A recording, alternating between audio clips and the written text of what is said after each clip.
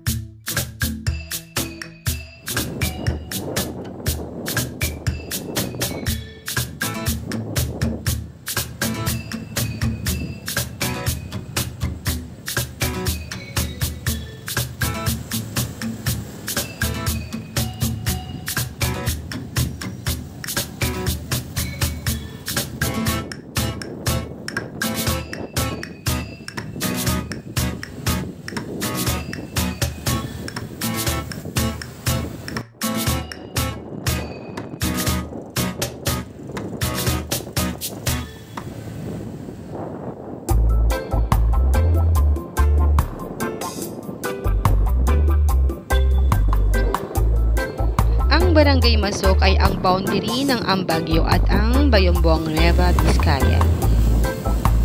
Kahit ito ay ang huling barangay ng Bayambong bago maging Ambagyo, ay hindi rin matatawaran ang kaunlaran dito. Dito lang naman kasi matatagpuan ang Science High School dito sa Nueva Vizcaya at ang camping site ng mga Boy Scout at Girl Scout. Paborito din ito ng mga mahihilig magbike kasi maganda na ang lansangan at malinis pa sariwa ang kapaligiran dito sa Masok, Bayambong, Nueva Vizcaya. Way back 1960 mga kaibigan, ang Ambagyo ay bahagi ng Bayambong, Nueva Vizcaya. Taong 1966 ay nahiwalay ang Ambagyo at nagkaroon ito ng sariling munisipalidad. Kilala ang Ambagyo, Nueva Vizcaya dahil sa malamig na temperatura nito. At alam nyo ba ng Ambagyo, ang salitang Ambagyo, ang ibig sabihin nito ay parang Baguio City dahil sa malamig na klima nito. At kilala din ito dahil sa mga tourist destination gaya ng Nueva Vizcaya Paragliding or ang 360 ngayon, ang Twin Hills at ang napakagandang Gulun's Peak mga kaibigan. Mula sa kinatatayuan ko ngayon ay makikita ang bayan ng Bayambong at ang bayan din ng Solano. At ang ilog na yun po ay ang ilog sa Bagahabag, Quezon.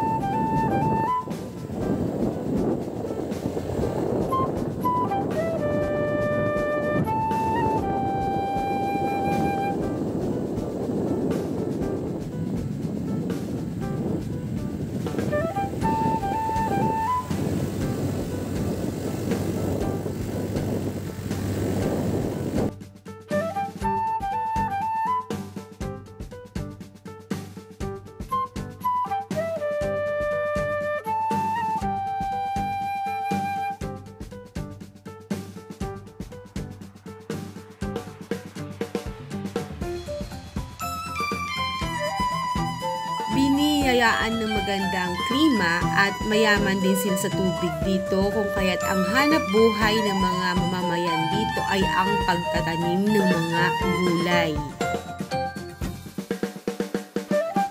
Ito ay isa sa mga taniman ng kamatis dito sa Ambagyo. Isa ito sa mga pangunahing produkto ng Nueva Vizcaya, kahit kung minsan ay nagkakaroon ng oversupply sa palengke at bumabagsak ang presyo ng mga kamatis dito. Sa sobrang taas nga ng Ambagyo ay napakababa na ng ulap dito sa kanila. Hamog o ulap, parang abot kamay mo na po ang langit dito. Konting pamasahe na lang ay langit na.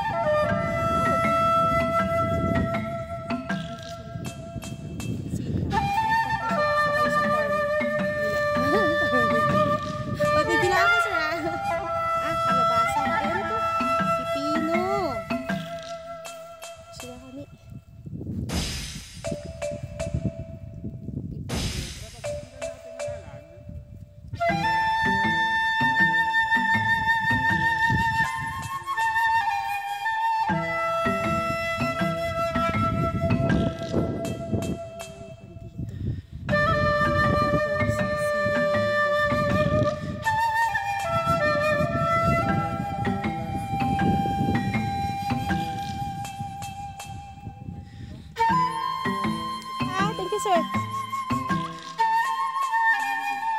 Yes na. Dapat na ako dun.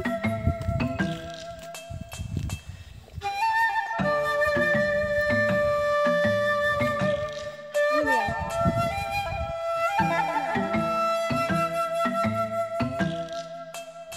Dito tayo doon?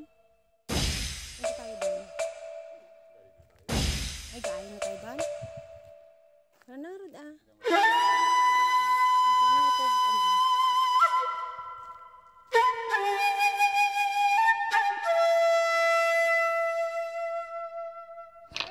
At sa aming pagpapatuloy, sa aming paglalakbay ay napakaganda talaga ng tanawin kasi halos puti na ang ating nakikita sa sobrang kapal ng hamog, mga kaibigan.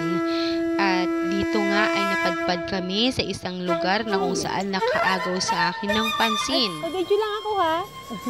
First time ko pong makakita ng taniman ng repolyo at talaga namang napa-wow ako repolyo, sa itsura nito, sa kulay lupa, kulay pula ng lupa nito ay talaga namang napakagandang tingnan, ang berdeng parang bulaklak na repolyo.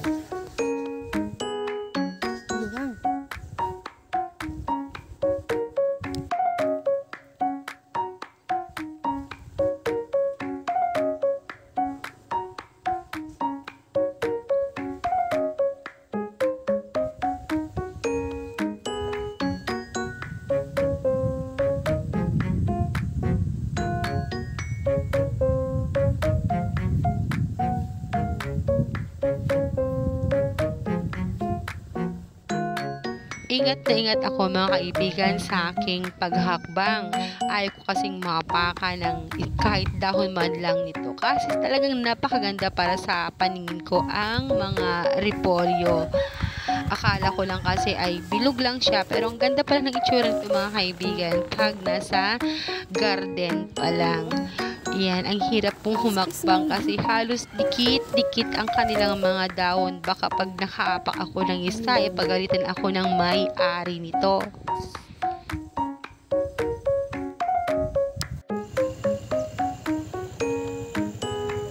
Okay na to.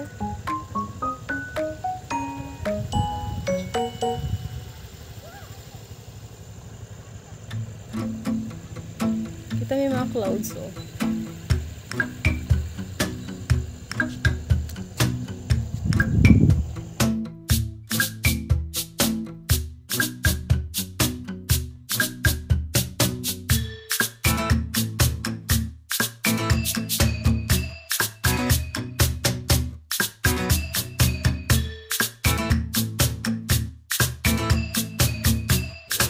Ito yung isa.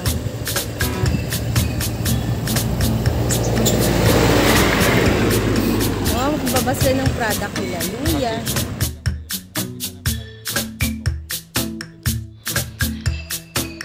At dahil walang gasoline station dito, kaya ang mga nagtitinda dito ay kasama ang gasolina sa kanilang mga paninda.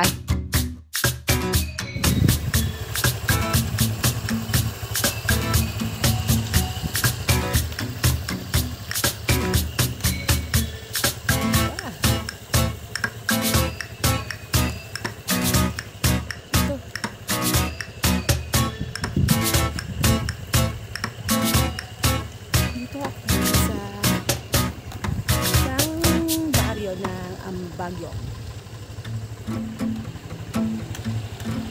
Tara.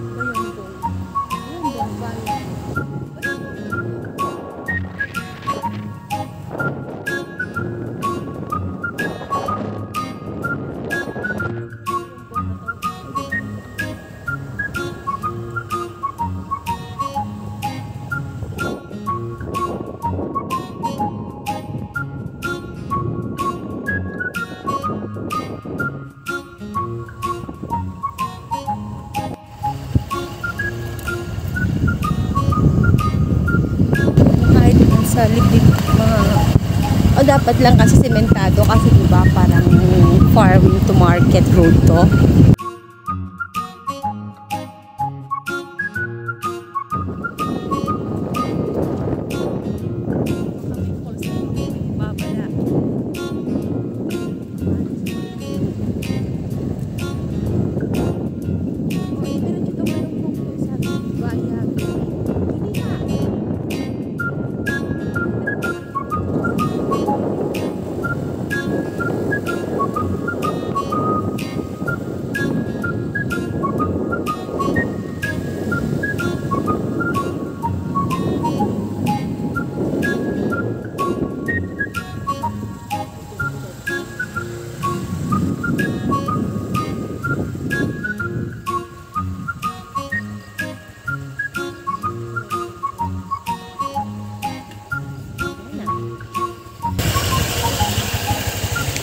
Dead end na po.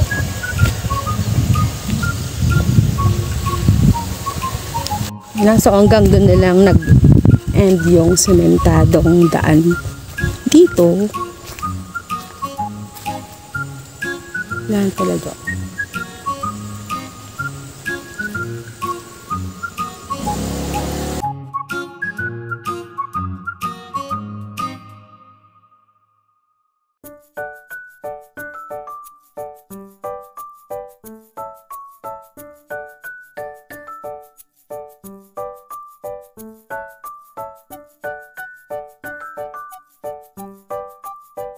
Na nagde-end yung sementadong daan ng Ambagyo dito sa Barangay Duli. Yan.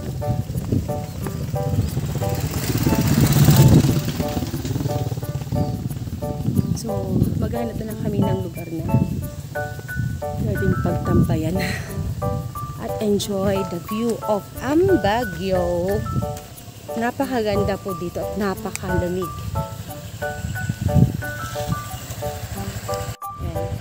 Naghahanda na namin sila sa pagtatanim at ang baba po ng ulap dito malapit na sa langit.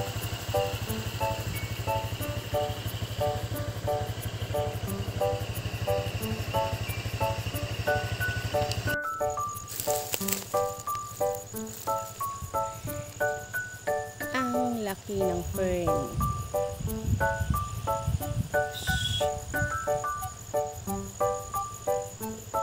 Ayan, mga bulubundokin ng mga gulay. Gulay ng Ambagyo.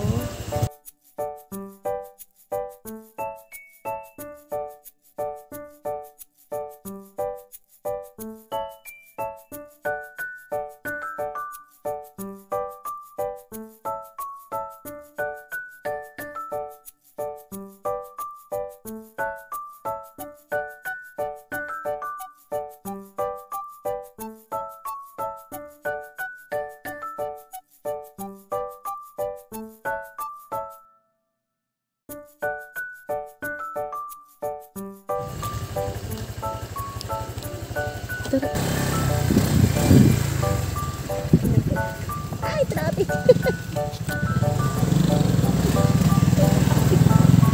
May traffic pala dito.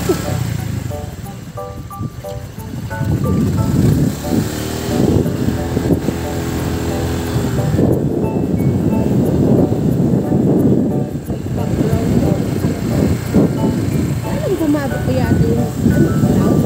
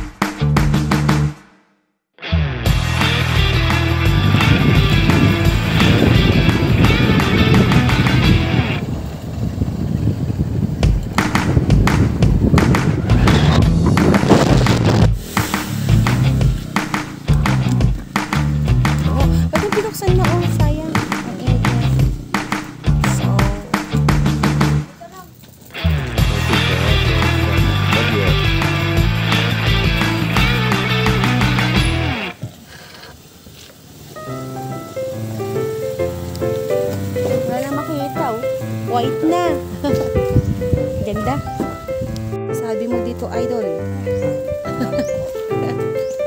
Nag-bike kayo? Opo. Ba't kasi nagpakahirap pa? Di pala kayo nag-motor, di wala? Wala po. Ah, may page. Next page.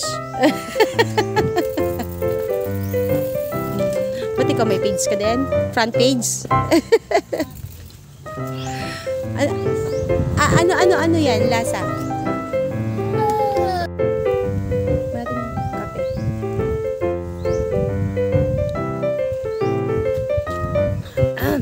Hindi naman matamis. Ang ito nga yung manong tiwas tani, ah. 20. Kape tayo. Malamig.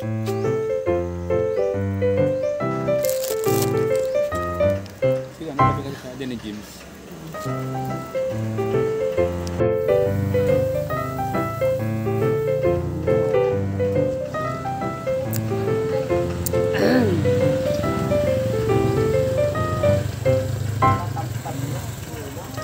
White background.